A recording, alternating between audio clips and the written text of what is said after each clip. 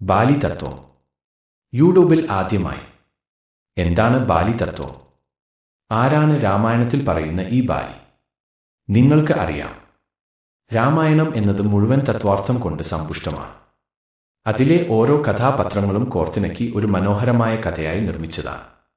രാമ എന്ന പവിത്രമായ മന്ത്രത്തെ അതിവിശദമായി പ്രതിപാദിക്കുന്ന മഹാരഹസ്യങ്ങളുടെ കലവറയാണ് ശ്രീ മഹാരാമായണം.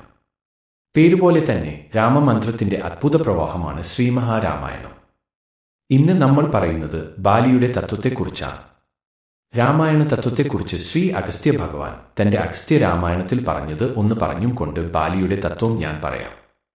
അഗസ്ത്യ മഹർഷി ഇങ്ങനെ പറയുന്നു: അല്ലയോ പ്രിയ ശിഷ്യന്മാരെ, താരക മഹാമന്ത്ര അർത്ഥം വ്യാഖ്യാനം ചെയ്തു ഗ്രഹിപ്പിക്കാൻ ആർക്കും സാധ്യമല്ല. അതിനെ അനുഭവിച്ചറിയുക തന്നെ വേണം.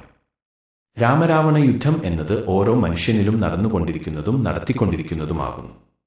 അതിനാൽ ഋഷികളാൽ എഴുതപ്പെട്ട എല്ലാ രാമായണങ്ങളും ആ ആത്മതത്വത്തിന്റെ വിവിധങ്ങളായ വ്യാഖ്യാനങ്ങൾ മാത്രമാണ്. പ്രിയമുള്ള ശ്രീ അഗസ്ത്യ ഭഗവാൻ ഇങ്ങനെ പറഞ്ഞതുകൊണ്ട് ഭക്തന്മാർക്ക് സന്തോഷിക്കാം. കാരണം ഈ രാമായണം ബോധഹീനന്മാർക്ക് ബോധം ഉണ്ടാകുവാൻ വേണ്ടിയും ഭക്തി ഉണ്ടാകാൻ വേണ്ടിയും നിർമ്മിച്ചതാണ്. ഇനി ബാലിയുടെ ഉദ്ഭവം കൂടി പറഞ്ഞുകൊണ്ട് തത്വത്തിലേക്ക് പോകാം. ധ്യാനനിഷ്ഠനായ ബ്രഹ്മാവിന്റെ കണ്ണുകളിൽ നിന്നും ആനന്ദ കണ്ണുനീർ ഉണ്ടാവുകയും ആ കണ്ണുനീരിൽ നിന്നും വിരജസ് എന്ന ഒരു വാനരൻ ഉണ്ടാവുകയും ചെയ്തു. ഈ വിരജസ് ഒരിക്കൽ ഒരു ദിവ്യ തടാകത്തിൽ തന്റെ പ്രതിബിംബം താൻ തന്നെ ആദ്യമായി കാണുകയും അത് മറ്റൊരു വാനരൻ ആണെന്ന് കരുതി അതിനെ പിടിക്കുവാൻ ആ തടാകത്തിലേക്ക് എടുത്തു ചാടുകയും ചെയ്തു.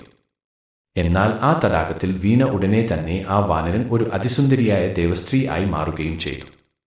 അതുവഴി പോയ ദേവേന്ദ്രൻ അവളിൽ ആകൃഷ്ടൻ ആക്കുകയും ഇന്ദ്രനിൽ നിന്നും തെറിച്ച ബീജം അവളുടെ പൃഷ്ഠഭാഗത്ത് വീഴുകയും ചെയ്തു. അവിടെ നിന്നും ഉടനെ ഇന്ദ്രനെപ്പോലെ ബലവാനായ ബാലി ജനിക്കുകയും ചെയ്തു. ഇതാണ് ബാലിയുടെ പൂർവ്വവൃത്താന്തം. ഇനി രാമായണത്തിലെ ബാലിയുടെ തത്വം പറയാം. വട്ടത്തിൽ നിൽക്കുന്ന 7 മരങ്ങളെ ഒരൊറ്റ അമ്പുകൊണ്ട് വീഴ്ത്തുന്നവനാണ് ബാലിയെ വധിക്കാൻ കഴിയുക. സാധാരണ ഒരു മനുഷ്യന് അതിന് കഴിയില്ല. പ്രാണായാമം ആകുന്ന വില്ലു കുലയ്ക്കുവാൻ കഴിയുന്നവൻ മാത്രമേ അവനെ കൊല്ലാൻ കഴിയൂ.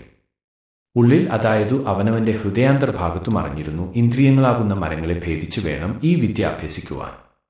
അതുകൊണ്ടാണ് രാമൻ ഒളിച്ചിരുന്ന് അമ്പ് എയ്തു എന്ന് പറയുന്നത്. വട്ടത്തിൽ നിൽക്കുന്ന ആ മരങ്ങൾ 2 കണ്ണ്, 2 ചെവി, 2 മൂക്ക്, ദ്വാരം, ഒരു വായ, ഇങ്ങനെയാണ് അവയുടെ സ്ഥിതി. വൃത്താകൃതിയിൽ ഉള്ള ഈ 7 മരങ്ങളെ ഒരേ ഒരു പ്രാണനാകുന്ന അസ്ത്രത്താൽ മുറിക്കാൻ കഴിയുന്നവൻ മാത്രമേ ബാലിയിൽ വിജയിക്കാൻ കഴിയൂ. ബാലി എന്നാൽ നമ്മുടെ ഇന്ദ്രിയങ്ങൾ ആകുന്നു. ബാലിക്കു കയറുവാൻ കഴിയാത്ത ആ കുന്ന് നമ്മൾ ഓരോ മനുഷ്യന്റെയും ശിരസ്സാകുന്നു. അവിടെ വികാരം കൊണ്ട് ആർക്കും കടക്കാൻ കഴിയില്ല. അത് തപോ ലോകമാണ്.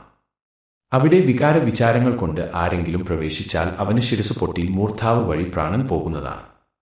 അതിനാൽ ബാലിക്ക് ഒരിക്കലും അപ്രാപ്യമാണ് സദാശിവലോകം. സദാശിവലോകം നിഷ്കളങ്കനായ ശ്രീരാമനുള്ളതാണ്. അവിടെ ശാന്തിയുടെ ഗേഹമാണ്. അവിടെ സമാധാനത്തിന്റെ ലോകമാണ്. 28 കോടി ഋഷികൾ ധ്യാനം ചെയ്യുന്ന സുന്ദരഗേഹമാണ്. അവിടെ വിചാര വികാരങ്ങൾ ഇല്ലാതെ ഭക്തിയോടെയാണ് ചെല്ലേണ്ടത്. ഇതാണ് ബാലി തത്വം.